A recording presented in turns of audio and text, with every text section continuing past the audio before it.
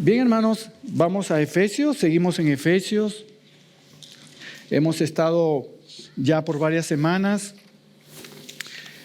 Comenzamos desde el versículo 1, estuvimos hablando de lo importante y lo agradable de la expresión, en este caso es de Pablo. Él, en su inmenso amor, estuvo trabajando en lo que son las misiones, igual que estos jóvenes que continúan. Y Pablo, en su inmensa bondad, él estuvo cumpliendo el gran llamamiento del Señor Jesús. Pablo no fue a una iglesia, no fue a los cristianos. Jesús mismo se le presentó. Pablo era blasfemo, porque hablaba en contra de Dios. Pablo era persecución de cristianos en ese tiempo. Probablemente mató a algunos o permitió la muerte de algunos, como Esteban. Ese es Pablo. Sí, ese es Pablo. En ese tiempo era Saulo, por supuesto. Pero estamos hablando del presente. Ese era Pablo. Hermanos, cuando a veces tomamos los ejemplos de nuestro hermano, nosotros admiramos a Pablo. Lo admiramos. Pero hermanos, tenemos que admirar la obra que Dios hizo en Pablo. Porque ¿se han dado cuenta quién era Pablo? Igual que todos nosotros. Igual. Pero Dios quiso tomarlo a él. Porque Dios tenía un plan para nosotros, los gentiles, los que no somos judíos. Y esa es la gran obra que el Señor se manifestó en la vida de nuestro hermano y apóstol Pablo. Y gracias, sí, anteriormente él se llamaba Saulo, tenía otro nombre. Pero recordando eso, Pablo continúa animando a la iglesia del Señor. Recordemos, ese ánimo que él tenía, lo hacía porque era algo que él, después de haber tenido un encuentro con el Señor Jesús, realmente se llenó de pasión, se llenó de una visión. Él sabía dónde tenía que ir, él sabía por qué tenía que ir. Tanto así que él se gozaba en todo tiempo, en los momentos de dificultad, en los momentos de dolor, en los momentos de rechazo. Él estaba siempre adelante. Y no solamente rechazos de los de afuera, sino también, como dice la palabra del Señor, también rechazos de los que estaban adentro también. Tuvo que pelear. Tanto así, ¿recuerdan en Corintios? Pusieron en duda su apostolado. ¿Serás tú el apóstol? Y él tuvo que defender su apostolado. Él lo tuvo que defender. ¿Se dan cuenta? Tuvo muchos problemas nuestro hermano Pablo. Entonces, teniendo una idea de que va a sumar al entendimiento de la palabra, él se dirige a los efesios. Y ya hemos visto al comienzo, él se dirige de una manera muy especial, tan similar como a otras iglesias, muy similar a otras iglesias. Él se dirige dando a conocer la posición que tenemos a todos los creyentes que hemos creído en Cristo Jesús como nuestro Señor y Salvador. Él resalta la posición, algo inmerecido. Él dice, ustedes son llamados santos, santos. ¿Se imaginan los corintios que tenían una vida terrible y que de un momento a otro por tener fe en Jesús sean llamados santos? Ni ellos mismos lo creían. Por eso es que en sus cartas él anima, ustedes son santificados. La posición que tienen es de santos delante del Señor. ¿Se imaginan? Hombres y mujeres de todo tipo llamados a ser santos. Y eso es lo que hacen Efesios al comenzar. Y más adelante va explicando a la cultura efesia, lo hemos visto, va explicando la situación después de darle todas las palabras de ánimo para que ellos consideren su ciudadanía. Es como que a nosotros nos dan un certificado, por ejemplo, de que somos nosotros ciudadanos de una nación. Luego de tenerla, inmediatamente lo miramos y digo, no puedo creerlo. Sí, el Señor estaba hablando a este pueblo de Efesios. Ustedes son ciudadanos del cielo, del reino del Señor. Y es algo que más adelante Él continúa animando a la iglesia de Efesios. Y ahí es donde nos quedamos la última vez. Me salté así. Pero el Señor hace ver a este pueblo de Efesios, que tiene sus características, que no voy a repetirlas, que hablamos la semana anterior, características muy particulares. Unos eran judíos y otros eran gentiles. Tenían diferentes maneras de ver a Dios, muy diferente. Para los judíos ver a Dios era esto. Para los gentiles Dios era algo diferente también. Pero entonces trae el Señor Jesús a través de el apóstol Pablo la unidad. Trae la unidad. Y de eso hablamos bastante la semana anterior. Él busca la unidad. Y la unidad se hace de la única manera que se puede hacer. Es quitando primero el pecado que existe en uno. Hablamos del pecado, un poquito, hablamos del pecado. ¿Y qué tan difícil es la condición del hombre en pecado? ¿De dónde nace? ¿De dónde nace? En Santiago lo dice muy claro. Las rebeliones, los pleitos, ¿de dónde nace? Del corazón. Del corazón. Y eso es de cualquier nación. De mi hermano de acá de China, mi hermana americana, igual que nosotros pecadores, igual. Pero ellos han visto la paz de Dios, como nosotros también. Pero todavía había cierta situación. Ellos todavía tenían ciertos problemas, como todas las iglesias la tienen el día de hoy. Y es el Señor que dice, vamos a predicar a Jesucristo crucificado. Miremos a Cristo crucificado. Ahora ya no somos dos, los que están cerca ni los que están lejos. Ahora somos uno.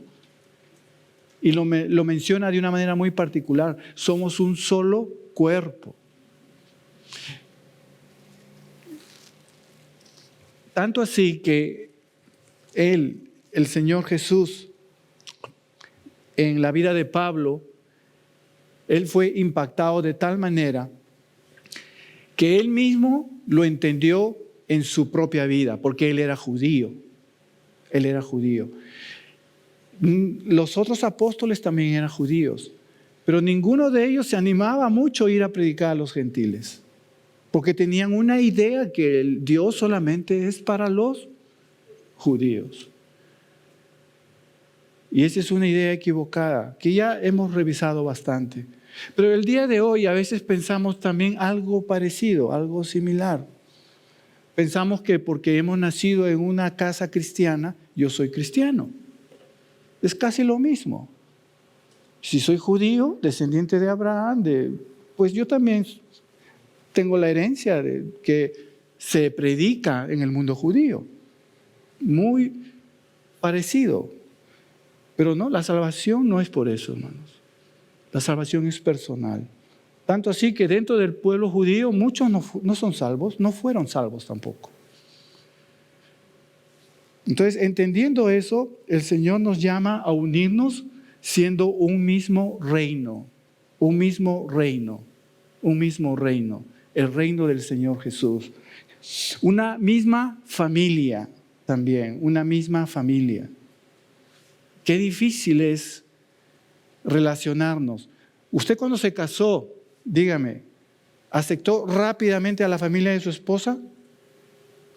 Algunos sí. ¿Aceptó rápidamente a la suegra? Se casó y dijo, suegra, yo te quiero, te amo y ven, haz lo que quieras en mi casa, ¿no? se dan cuenta, se dan cuenta. Y esos que son esposos y están cerca, y a la hora de casarse se dicen muchas cosas, a la hora de la ceremonia se dicen muchas palabras, sí, son los dos. Ahora la suegra le dice ¿no? Tú eres mi hijo o tú eres mi hija. Pero hermano, la realidad es que al día siguiente, a la semana siguiente, y lo que todavía es difícil es que esa familia se una. Es bien difícil que se una, porque tú piensas de una manera, el otro piensa de otra manera. Este es un ejemplo práctico y sencillo de entender. Cualquier adolescente lo puede entender porque ellos ven sus casas, ellos ven lo que sucede en casa. Pero el Señor nos llama una sola familia. Somos ya una sola familia. Una sola familia. Pero ¿cómo reunir, cómo unirnos como una sola familia? Si a la justa puedo con mi pareja. Y si a la justa puedo con la tía o la suegra y cosas. Ahora unirnos todos en una sola familia. ¿Se imaginan? A ver, todos nos vamos un día a quedar en la casa de los Carmonas. Todos nos vamos ahí porque somos una sola familia. El primer día, contentísimo. Y luego, después de una semana,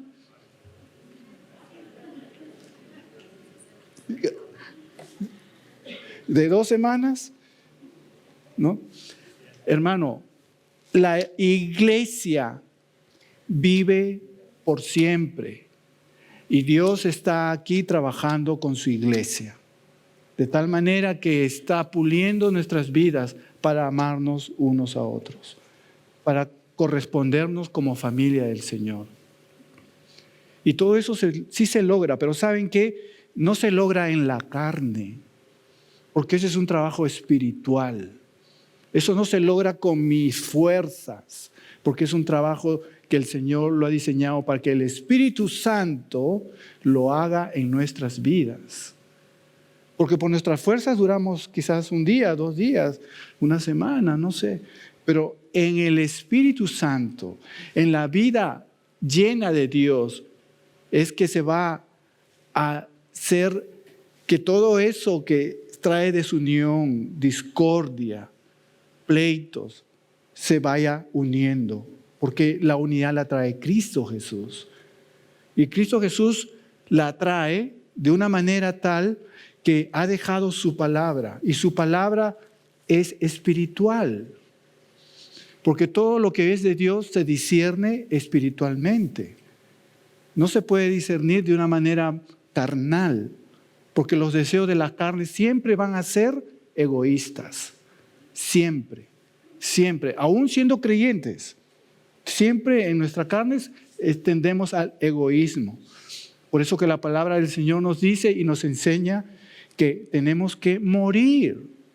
Y lo repite en diferentes partes de la palabra del Señor. Tenemos que morir a nosotros mismos. Yo, para tener una buena relación con mi esposa después de casi 28, 29 años, hemos tenido que estar muriendo el uno al otro. ¿O no le sucede a usted también eso? Es una constante, es un trabajo. Ahora como iglesia tenemos que seguir muriendo a nosotros y viviendo en Cristo, viviendo en Cristo, buscando su verdad.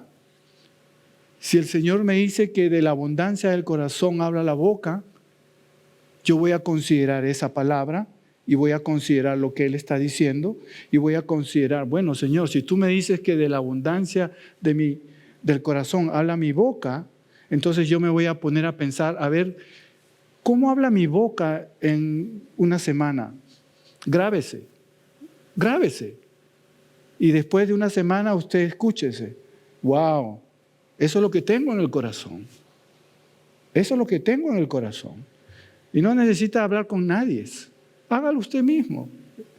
De la abundancia del corazón habla la boca. Entonces, Señor, mira mi corazón cuando venimos. Mira cómo está. Pero como hemos puesto la fe en el Señor, Él lo limpia. Y eso es espiritual. Él lo limpia con su palabra misma.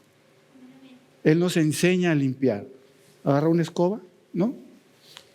a limpiar, a limpiar. O a usted le gusta tener su casa llena de polvo, de suciedad. O todo lo que limpia lo pone debajo de la alfombra, ahí lo deja. Igual, el Señor limpia nuestra vida constantemente. Y eso no va debajo de la alfombra, hermano. Eso se va a la basura, a su lugar, al lugar correcto. Y es cuando morimos a nosotros mismos. Voy a leer ahora Efesios 3, del 1 al 13. Efesios 3, del 1 al 13. Ya hemos visto cómo Dios manifiesta su salvación por gracia, no por obras. Lo sabemos. Lo sabemos, pero tenemos que estar seguros de eso, hermanos. Eso es algo que no se puede a veces hablar en un domingo, en 2 domingos, a veces toda una vida para entender y reconocer que la salvación que Dios nos da es sellada por su Espíritu Santo y no se pierde. Hay diferentes interpretaciones. A veces algunos hermanos me dicen, pero no diga eso porque entonces la gente se va a ir y va a pecar. Porque como ya están salvos, ya están asegurados, va a salir y va a pecar. Y esa es una interpretación incorrecta. Porque esa es una interpretación humana. Porque el Hijo de Dios, cuando ya es rescatado por el Señor y tiene el Espíritu Santo, si Él va a pecar, va a ser contristado, no se va a sentir cómodo, porque lo que está viviendo en Él es el Espíritu de Dios. Y en fin, podemos seguir hablando de lo que significa la salvación y vamos a seguir haciéndolo todo el tiempo. Igual que Pablo, porque Pablo lo hablaba 1 vez, 2 veces, 3 veces, a Efesios, a Corintios. Él siempre lo hablaba 1 vez y otra vez y otra vez. Primera de Juan también, el apóstol Juan también habla. Hemos visto la gracia, salvos por gracia. Luego Dios nos llama a tener una unidad y Él nos invita a entender la unidad. Una cosa es llamar a la unidad y otra cosa es entender la unidad. Yo puedo decir, hermanos, unámonos. Y todos podemos hacer una actitud muy formal y nos unimos. Pero ¿lo entendemos? ¿Lo comprendemos? ¿Qué significa la unidad en Cristo Jesús? El padre de familia se toma ¿cuánto tiempo para unir a sus hijos? ¿Los hijos se pelean en casa? Tal vez a veces, ¿no? A veces se pelean. Y el padre tiene que tomar las riendas de ese hogar y hacerles entender lo que significa la unidad para sus hijos. Y de la misma manera el Señor acá nos dice, esa unidad, y en el 2, 20, 21 y 22, que es lo que no terminé el domingo anterior, el Señor dice, edificaos de esta manera, dice, edificaos sobre el fundamento de los apóstoles y profetas, siendo la principal piedra del ángulo Jesucristo mismo. Nos unimos. ¿Cómo? ¿Cómo nos vamos a unir? Yo tengo que poner los ojos en lo que el Señor Jesús trajo y se manifestó en sus apóstoles y profetas, que es todo lo que estamos leyendo, hasta el libro de Apocalipsis. Ahí está todo. Ahí está todo lo que el Señor quiere para su iglesia. Ahí está. ¿Quiere buscarlo en otro lado? Como las religiones lo hacen. Las religiones buscan en otro lado fórmulas, mecanismos, traen psicología, un poquito de psicología también a la iglesia. Y por no hablar de lo que no es iglesia, ¿no? Pero dentro de la iglesia cristiana sucede eso también. Entonces el Señor nos dice, edificaos sobre el fundamento de los apóstoles y profetas. Yo quiero traer unidad entre mis hijos, en mi familia, con mi esposa. Señor, ayúdame. Y hay palabra. Lean todo Proverbios, hermano. Proverbio es hermoso, nos da sabiduría para cómo tratar con nuestros hijos. Más adelante dice, en quien todo el edificio bien coordinado va creciendo para ser un templo santo en el Señor. Habíamos hablado que somos un reino para el Señor, una familia, pero también ahora nos está diciendo que todos somos un templo. Somos un templo, y lo voy a repetir. A quien todo el edificio, hablando de una edificación, ¿no? Dice, bien coordinado significa algo estable, algo que es seguro, algo que es fijo. Toda dama, toda mujer le gusta la seguridad, ¿correcto? El presupuesto, que todo esté bien. ¿Quién tiene que dar esa seguridad? ¿Quién tiene que darla? El varón tiene que darla. Ok. Se me vino eso a la mente. En quien todo el edificio bien coordinado va creciendo para ser un templo santo en el Señor. Todos nosotros, hermanos, cuando nos unimos, Dios habita en nuestras vidas. Dios nos dice que somos templo del Señor. En Corintios lo dice de otra manera, que nosotros somos templo, morada, que aquí habita el Señor. Hermanos, ¿recuerdan ustedes, han leído en el Antiguo Testamento cuando hay diferentes manifestaciones de la presencia del Señor? Pero me voy a enfocar en solamente un detalle. ¿Recuerdan que muchos de nosotros tal vez sabemos, otros no, pero el sacerdote para llegar a la presencia del Señor tenía que entrar a un lugar santísimo? Y lo hacía una vez al año.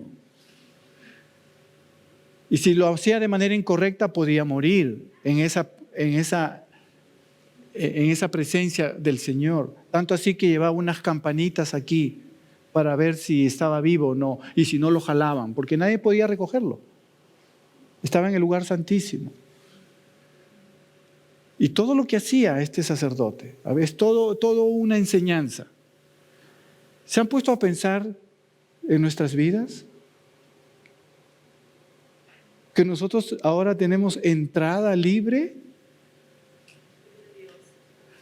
Hermanos, el Espíritu Santo está en nosotros y Él nos dice que tenemos entrada libre a la presencia del Señor. No necesitamos campanitas. Eso es algo que tal vez algunos todavía como que lo están masticando, pero el Señor nos enseña eso. Y luego dice el 22, en quien vosotros también sois juntamente edificados para morada de Dios en el Espíritu. ¡Wow! Qué hermoso eso! Está hablando de nosotros. En este caso eran los efesios, pero somos nosotros, los gentiles, los mismos. ¿Qué somos nosotros, hermano? ¿Qué eres tú que has recibido a Jesús como tu Señor y Salvador? Eres también juntamente edificado para morada de Dios. Dios va a vivir. Dios va a vivir dentro, para morada. Él va a vivir, Él vive en nosotros. Claro, no quiero hablar de nuestro contexto, porque venimos del mundo católico, la mayoría. Y tenemos la idea católica, que tenemos que ir a un lugar, a un templo. Y sin ir muy lejos, si fuéramos judíos, también tuviéramos cierta idea. Porque los judíos todavía siguen yendo a su sinagoga. Y siguen algunos haciendo ritos. Pero la palabra del Señor nos unifica. A judíos, los que estaban cerca, a los gentiles, a todos nos unifica a entender que nosotros vamos siendo juntamente edificados para morada de Dios en el Espíritu. Dios mora en nosotros. De aquí nos vamos, hermanos, y el Señor va con nosotros. Claro, se consagra el lugar, por supuesto. Es un lugar que uno viene aquí no para ver una película, una novela. Esto no es un lugar de una discoteca donde todos están bailando. Obviamente es un lugar separado para escuchar la palabra del Señor. Por supuesto que sí. Pero entendamos que cuando la palabra del Señor es abierta, es manifestada, tenemos que entenderla y comprenderla. Cuando Él nos dice que todo edificio bien coordinado va creciendo, ¿para hacer qué? ¿Para hacer qué? Para hacer un templo. No está hablando de piedras, de construcciones, de lugar. Está hablando de nuestras vidas. Nuestras vidas. En quien vosotros también sois juntamente edificados para morada del Dios en el Espíritu. Claro, tendríamos que ir más a otros versos para reforzar la idea que se está dando. Pero termino leyendo del 1 al 13 en Efesios 3. Dice la palabra del Señor. Porque luego de que se han dado cuenta, ya los efesios conocen, saben de qué es de la gracia, los llama a la unión.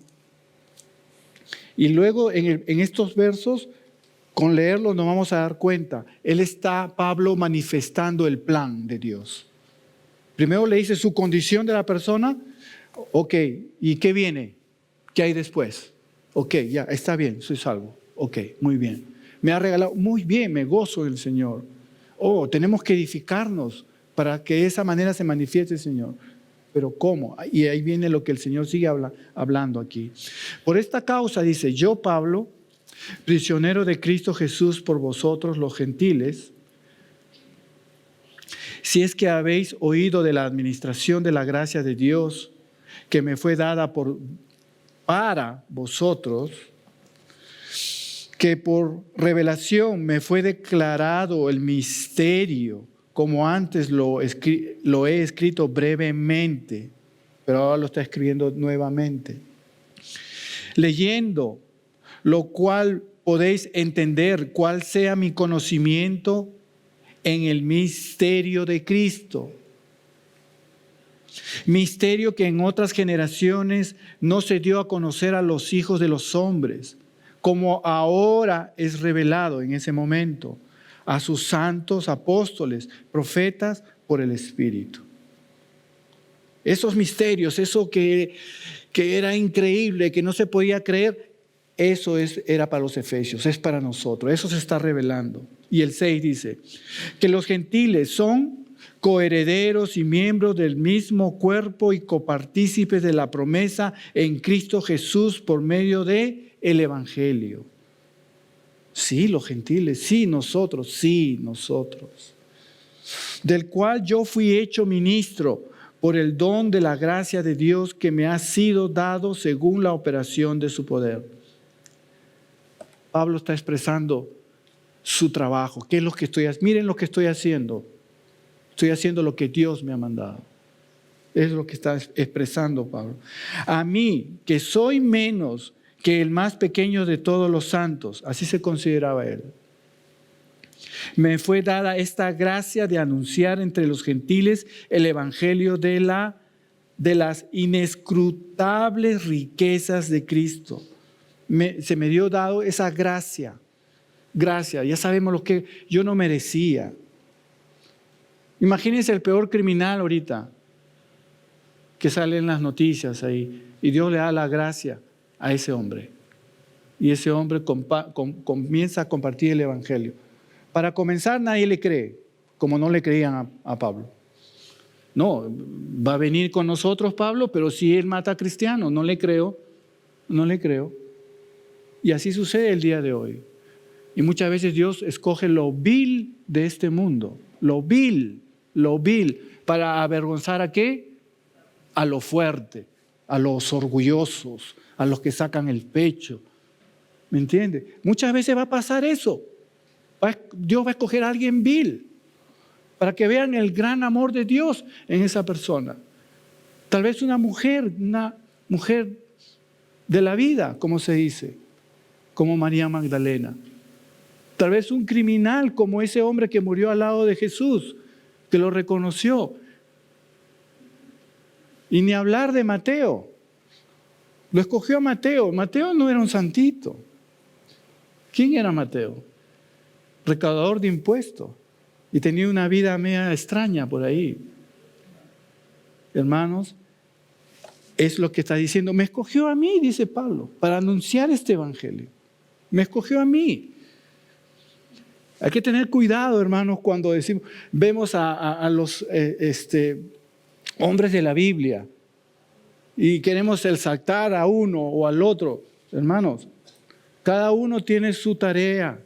El que es exaltado es el Señor Jesús. A Él hay que exaltar. No, que mira cómo hizo Nehemías, mira cómo hizo David, que mira cómo... No, quietos, tranquilos, hermano. No nos movamos así. Tenemos que exaltar a Jesús, a Él, solo a Él. De lo contrario, todos terminamos en el infierno. Todos, Pablo, todos. ¿Entendemos eso? ¿O no? Entendamos, hermano, lo que significa el Evangelio. Por eso que lo dice acá una y otra vez. Y todo esto fue, ¿por qué? Por el Evangelio. Porque esa noticia me llegó a mí. Yo no merecía esa noticia. ¿Usted merecía esa noticia? No, nadie. Yo andaba en la calle, yo andaba con mi vida loca y alguien vino a hablarme el Evangelio, y cambió mi vida. ¿Y qué vamos a hacer con nuestra vida? ¿Vamos a seguir en nuestra rutina o vamos a compartir el Evangelio? Es lo que el Señor le llama, le dice el plan. Este es el plan. Primero les pone su condición, mira quién eres. Ok, ahora mira, este es el plan. Tú eres así, no para que digas que soy cristiano y qué bien. No, acá hay un plan. Dios dijo, acá hay un plan, hay trabajo que hacer. Esta iglesia tiene trabajo que hacer. No hemos venido para estar un domingo nada más como estos jóvenes. Estos jóvenes no están yendo a las iglesias, ellos están caminando y viendo quién necesita a Cristo. Y ha entregado su vida a ellos y son jóvenes.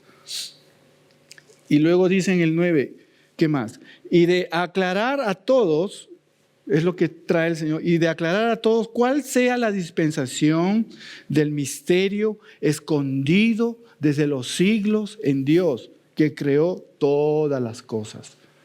Porque todo eso era un misterio. Es más, muchas cosas todavía son un misterio para nosotros, aún. Y seguimos descubriendo las riquezas de Dios, día a día. ¿Dónde las descubrimos? ¿Dónde las encontramos? En el corazón de Dios. ¿Dónde está el corazón de Dios? En su palabra. No la letra. Este papel se puede quemar y es papel, es letra. Está lo que dice la palabra del Señor. Y más adelante dice,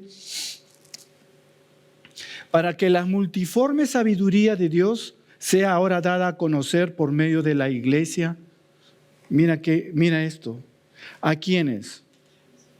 A los principados y potestades en los lugares celestiales. Hay demonios, hermano, que quieren destruir la iglesia. Y cuando compartimos el Evangelio, ellos están escuchando eso. Ellos están viendo eso. Y ellos están viendo el poder de Dios. Todo cristiano no puede ser tocado por el enemigo, a menos que Dios lo permita por cierta situación. Pero nosotros ya tenemos nuestra vida asegurada en Cristo Jesús. ¿Qué más dice el Señor? Conforme al propósito eterno que hizo en Cristo Jesús nuestro Señor. Hay un propósito eterno. No es mi propósito, no es el propósito del pastor Wayne, del grupo de ancianos. El propósito, el real propósito es de Dios. Él tiene ese propósito, hay que ver. Y es lo que está diciendo. Conforme al propósito eterno que hizo en Cristo Jesús nuestro Señor. Ese es el propósito. Limpiemos nuestros ojos. ¿Qué más? En quien tenemos, ¿qué tenemos? Seguridad y acceso con confianza por medio de la fe en Él. ¿Qué tenemos? No estoy seguro, tal vez. ¿Así nos quiere Dios? No, Él nos quiere con confianza, que sabemos las promesas de Dios y ahí voy. Dios me ha dicho que haga esto, ahí voy. Su verdad me enseña esto, no me gusta, pero yo amo a Dios y lo voy a hacer. Muriendo una vez más a nosotros mismos. Cuesta morir. Cuando tenemos el problema con la pareja, ¿no te ha costado decirle, perdóname? No le ha costado cuesta. Y tomo el ejemplo sencillo de la pareja, porque eso lo vamos a recordar muy fácilmente. Pero el Señor quiere que con su palabra vayamos caminando con Él. ¿Qué más dice? En quien tenemos seguridad y acceso con confianza. Andamos seguros. Hermanos, si tú te mueres hoy, no seré salvo, no seré salvo. No, tenemos que tener seguridad de la salvación manifiesta en su palabra. Nos vamos con el Señor. Nos vamos con el Señor. Esa es la seguridad con la que yo tengo que andar. Es la seguridad con la que tenemos que andar, cada uno de nosotros. Ay, en nuestros países hay tanta corrupción. Tanta corrupción. Pero no sé por qué me viene esto a la mente. Tanta corrupción. Que ahora la gente está haciendo 1000 cosas por buscar un tanque de oxígeno. ¿Y el Hijo de Dios qué está haciendo? Haciendo lo mismo que hace el que no es cristiano, tal vez. Porque no ha entendido el propósito. No ha comprendido el propósito. El propósito es que nosotros vayamos y seamos luz. No solamente en la iglesia, sino en nuestra vida diaria. Ahí tenemos que ser luz. Ahí está el propósito de Dios andando. Es más, ni siquiera la misma iglesia. El propósito final sería por lo cual pido que no desmayéis a causa de mis tribulaciones por vosotros, las cuales son vuestra gloria. Vamos a conectar el primero y el 13 y ahí terminamos. ¿Cómo comienza Pablo? ¿Cómo comienza en esta expresión? Yo soy prisionero. Estaba en una prisión, hermanos. Así comienza. ¿Cómo termina en el 13? Después de explicar toda esa grandeza, toda esa hermosura, todo ese propósito grande, por lo cual pido que no desmayéis a causa de mis tribulaciones, por vosotros las cuales son vuestra gloria. Hermano, Pablo está en una cárcel y él está trabajando en el Evangelio. Y él está feliz en esa cárcel, él está sufriendo y gozándose. Pero ¿cómo están viendo los que están afuera? ¿Cómo lo están viendo? De repente ellos están nerviosos. También a nosotros nos van a poner en la cárcel igual que a Pablo. ¿Saben qué dice Pablo al final? Por favor, les pido que no desmayen a causa de mis tribulaciones. Porque seguramente ustedes están viendo cómo yo estoy sufriendo aquí y dirán, bueno, ese es el Evangelio, mejor no sigamos aquí, vámonos a hacer otra cosa. Y él pide eso, no desmayen.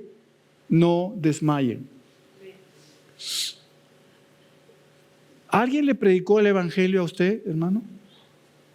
Y ahorita de repente está sufriendo en algún lugar de México o Perú. Y él sigue predicando ahí el Evangelio. Él continúa buscando otro Ubaldo, otra Aurora. Tal vez él dirá, no, ven aquí a los Estados Unidos, acá todo está bien, acá todo está nice. Pero él entiende el propósito. Él entiende el propósito y él sigue compartiendo el Evangelio ahí. Él está, en cierto modo, está prisionero igual que Pablo. En cierto modo está casi igual que Pablo. Yo aquí, prisionero. Es como una cárcel. Acá supuestamente nosotros somos libres para hacer lo que sea. Pero, ¿y los propósitos dónde quedaron? ¿Dónde están los propósitos por el cual Dios murió por nosotros? Entonces, ahí terminamos, hermanos. Vamos a levantarnos y orar y dar gracias al Señor.